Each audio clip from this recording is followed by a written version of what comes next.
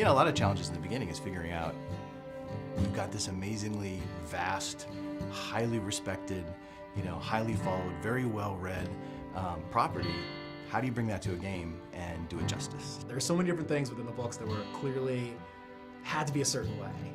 There was so much strife about whether we were going to do Tom Bombadil at all, and the conversation about, well, Tom Bombadil wasn't in the movies, and there's a reason why it was cut.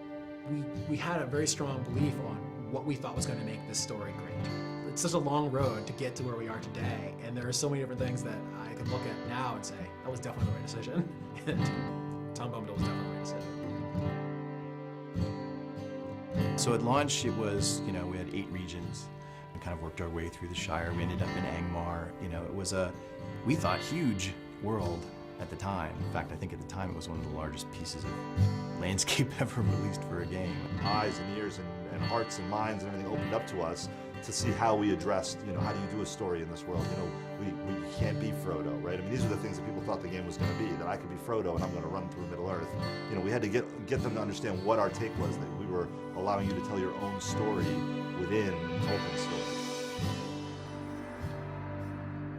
Our goal was, this has to look unlike any place that anybody's ever been in an MMO, right? And hopefully also in an RPG, because when you read about Moria, it's this big, huge, giant, expansive, cavernous place. The idea was to use, to make it a landscape space with not one, but 2 separate height maps. So there'd be a height map for the floor and then a height map for the ceiling. That was something we'd never done before, doing the vast landscapey interior dungeon. It's really hard without a date file and without having sky and clouds and sun and all the colors that brings in. And you could have 2 stretches that have the same grass pattern, the same little huts, and you swap out sunny blue sky for crazy red, green, shimmery, evil thing, and it totally changes the look and feel. Not having that in Moria, it was much more challenging. Yeah.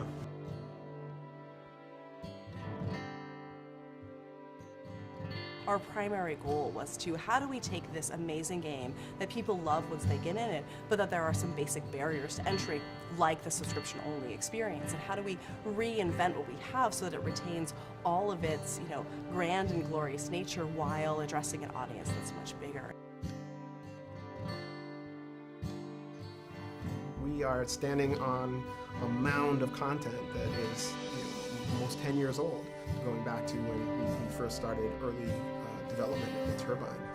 I think it's a credit to the early architects of the game that we're able to, you know, continue to add on to it and grow it and do remarkable things.